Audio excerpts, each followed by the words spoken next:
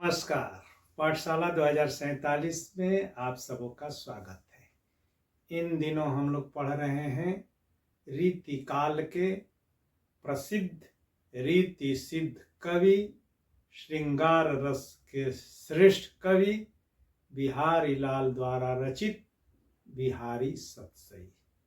आज हम लोग बिहारी सतसई का 5वां दोहा पढ़ेंगे। दोहा है, शनि कज्जल चख झख लगन, उपजयो सुदीन स्नेह, क्यों न निरिपति वै भोग वै, लखी सुदेशु सब देह। इसके कठिन शब्द हैं। शनि, शनि का मतलब शनि यानी कि शनि ग्रह, जिसको हम लोग शनिचरा के नाम से भी जानते हैं, तो वही शनि ग्रह। कज्जल का अर्थ हुआ काजल, आंखों में लगाने वाला। चख, चख चक्षु से बना है, और चक्षु का मतलब आंख, नयन, नेत्र। झक मूल शब्द है झष, जिसका अर्थ है मछली। लगन, लगन के दो अर्थ निकलेंगे, यानी कि यह श्रेष्ठ शब्द है। एक लगन का मतलब हुआ लगन शुभ मुहूर्त, जो व्रत, तीज, त्योहार, शादी, विवाह वगैरह के लिए जो मुहूर्त देखते हैं, तो वो लगन के अनुसार होता है, शुभ लगन। उपजयो माने उत्पन्न हुआ, पनपा, पैदा हुआ। सुदीन, सु माने अच्छे दिन या शुभ दिन। स्नेह का मतलब अर्थ हुआ स्नेह, प्रेम, प्यार। क्यों न निरीपति, क्यों का मतलब क्यों, न का अर्थ नहीं, निरीपति का अर्थ हुआ राजा, वय माने होकर, भोगवय माने भोग विलास करना, यानी कि उपभोग करना, उपयोग करना। लह यानी कि ले करके, प्राप्त करके। सुदेश, देश में सु जुड़ा है, तो सुदेश अर्थात सुंदर देश, समृद्ध और धन धान्य और समृद्धि से संपन्न देश। सब का मतलब सभी, संपूर्ण, सब। देह का मतलब देह, शरीर। और ये तीनों शब्द एक साथ मिल करके रूपक बांधते हैं, और इसका अर्थ हो जाता है देह रूपी सुंदर या आकर्षक देश, या आकर्षक, सुष्ठु, पुष्ट शरीर रूपी सुंदर देश। तो ये हो गए कठिन शब्दों के अर्थ। अब इसका प्रसंग, तो एक नायिका है, वह, उसकी आंखें बड़ी सुंदर है, और आंखों में उसने काजल लगाया है। उसके उस कजरारे आकर्षक नयन पर एक नायक रिझ गया है, और नायक उस नायिका को पाना चाहता है। इसके लिए वह एक दूती का सहारा लेता है। दूती नायिका के पास पहुंचती है, और नायक की मनोदशा का वर्णन करते हुए वह नायिका के मन में नायक के प्रति रुचि जगाना चाहती है, उसे उद्दीप्त करना चाहती है, जिससे कि वह भी नायक से प्रेम करने लगे। अब इसके सरलार्थ और व्याख्या हम लोग देखें। शनि का जल चख झक, चख कैसे है, चख कैसे है, झक की आंख के समान, यानी कि नायिका की आंखें मछली की आंख के समान है। नायिका के या स्त्री के सौंदर्य का जब वर्णन करना होता है तो नायिका के आंख की उपमा मछली की आंख से दी जाती है। तो नायिका की आंखें कैसी है, मछली की आंख जैसी सुंदर, बड़ी बड़ी, चंचल और आकर्षक। और उस आकर्षक नेत्र में, अपनी आंख में उसने काजल लगाया है। तो वह काजल न होकर के नायिका के संदर्भ में वह दूती कहती है कि ये तुम्हारी जो मछली जैसी तुम्हारी आंख में जो तूने एक काजल लगाया है, यह काजल नहीं है, बल्कि तुम्हारी आंख में एक शनि राशि, शनि ग्रह का प्रवेश हो गया है। तो आंख को जो है, आंख के लिए जो राशि है उसको मीन राशि कहते हैं। और ज्योतिषीय गणना के अनुसार जिस जातक का जन्म मीन राशि में हुआ होता है और उसमें अगर शनि ग्रह का प्रवेश हो जाए या शनि उस राशि में स्थित हो, तो मान्यता है कि वह राजा बनेगा या उसे राजभोग या राजयोग का सुख मिलेगा।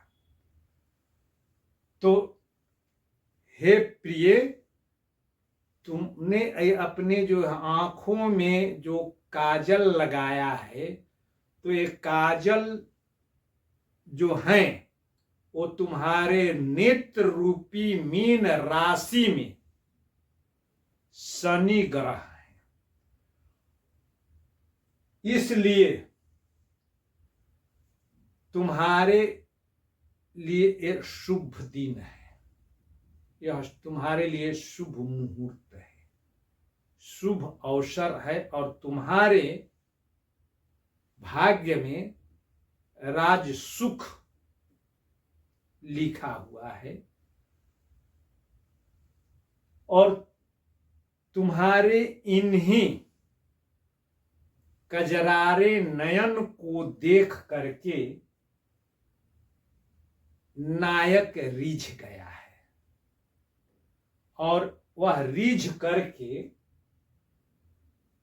तुम्हारे ऊपर अपना सब कुछ जो है समर्पित कर चुका है। वह तन मन और हृदय से वह हार चुका है, परास्त हो चुका है, और अब उस पर जो है तुम्हारा अधिकार हो गया है, यानी कि पूरी तरह से वह तुम्हारे अधिकार में है। तो अब क्यों नहीं तुम नृपति यानी कि राजा के समान नायक के सुंदर, सुष्ठु, आकर्षक शरीर का भली भांति सब प्रकार से उसका भोग क्यों नहीं करती? अर्थात तुम राजा हो और नायक तुम्हारे वश में है, और यह जो सुदीन के जो है लक्षण है, अच्छे दिन के ये लक्षण है, तुम्हारे लिए सौभाग्य सूचक है कि वह तुम्हारे वश में है, तुम्हारा पराधीन है।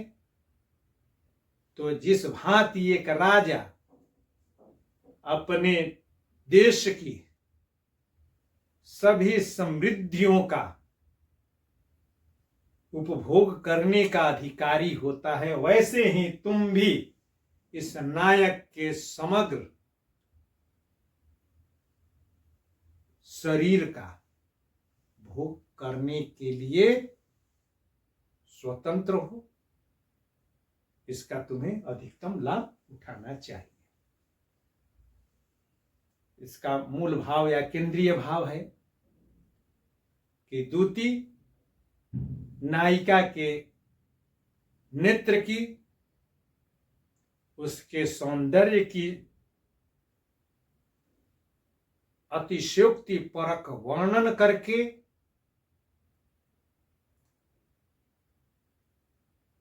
नायक के प्रति उसके मन में भी प्रेम भावना को जागृत करना चाहती है, उसे उद्दीप्त करना चाहती है, उसके मन में कामोत्तेजना पैदा करना चाहती है। अब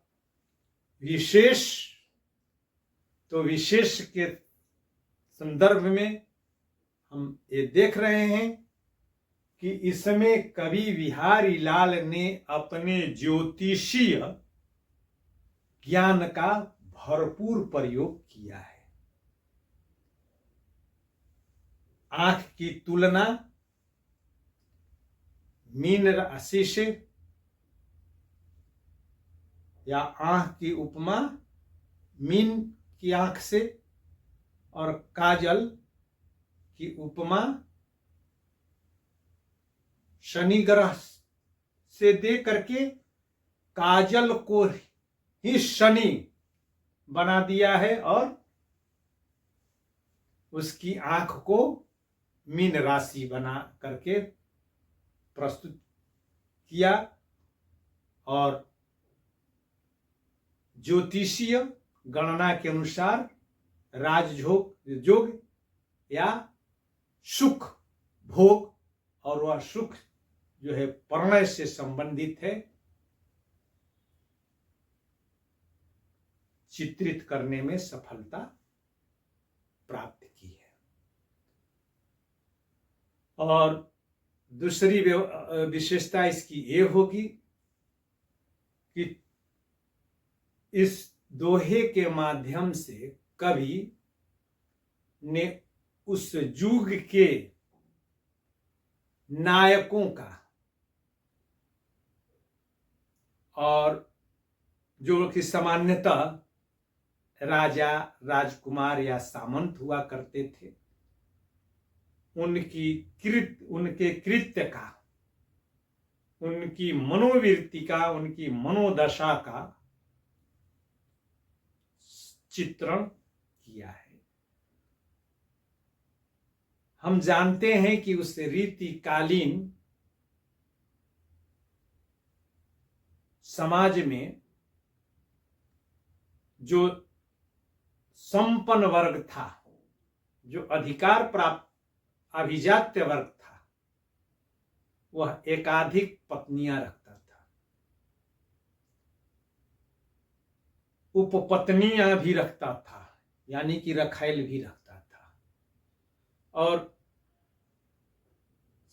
सामान्य संपन्न वर्ग और जो राज सत्ता से जुड़ा हुआ वर्ग था,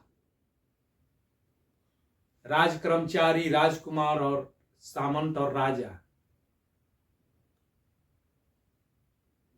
नई युवतियों को उपपत्नी बनाना उनके लिए अपने शौर्य का, अपने पराक्रम के प्रदर्शन का भी एक माध्यम बनता था। और ये सामंत अपने साथ नई नवेली नवयुवतियों और नायिकाओं को पटाने के लिए, फंसाने के लिए, बहला फुसला करके उनको महल में लाने के लिए अपनी सेवा में रखते थे। तो उसी का जो है इसमें चित्रण हुआ है कि एक दूती कैसे नवयुवतियों को भरमा कर, फंसा कर नायक के संबंध में बढ़ा चढ़ा करके, बता करके, फंसा करके उन्हें महल में पहुंचा देती थी, बंदी और बंदिनी बनवा देती थी। युग का सच्चा चित्र इसमें उद्घाटित हुआ है। उसके बाद जो है भाषा, तो परिनिष्ठित ब्रजभाषा है और इसके लालित्य पर ही रीझ करके इसकी बहुअर्थकता और भाषा ये जो है उनकी समझ को देख करके ही पद्मश्री शर्मा ने कहा है कि जीभ निबौरी क्यों लगे बौरी चाखी अंगूर। और छंद तो यह दोहा छंद में है, जिसके प्रत्येक चरण में 13 और 11 वर्णों पर यति दे करके 24 मात्राएं होती है। इसमें गिनेंगे तो 24 मात्राएं मिलेंगी। और अलंकार तो काजल को शनि के रूप में और चख को मीन राशि के रूप में और देह को सुदेश के रूप में चित्रित करने के कारण रूपक अलंकार है। और लगन यानी कि शुभ मुहूर्त और कजरारे नयन पे नायक रिझ गया है, दिल वह जो है लगा लिया है, तो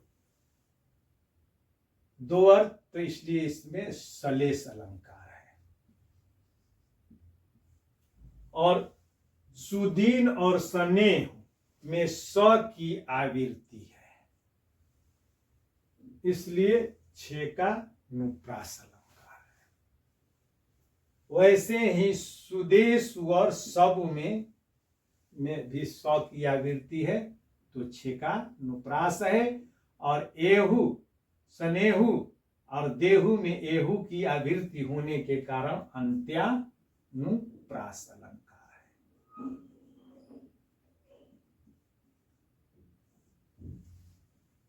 आज भर रस, तो श्रृंगार रस की जो है का ये दोहा है। और रस जब श्रृंगार हो, श्रृंगार या तो उसमें उसका गुण जो होता है माधुर्य गुण होता है। श्रृंगार रस का गुण माधुर्य है और रीति वैदर्भी और वृत्ति मधुरा होती है। और इसमें भाव, अस्थाई भाव रति होता है। बहुत बहुत धन्यवाद। फिर हम लोग मिलेंगे एक नए दोहे के साथ। तब तक इसे आप लोग बार बार देखिए। अगर कहीं कोई परेशानी हो तो डिस्क्रिप्शन में भी इसका सरल अर्थ दे दिया हूं, उसको भी जो है देखिएगा। और उससे भी समझ में नहीं आए तो फोन कीजिए या कमेंट्स कीजिए, समाधान का प्रयास करूंगा। बहुत बहुत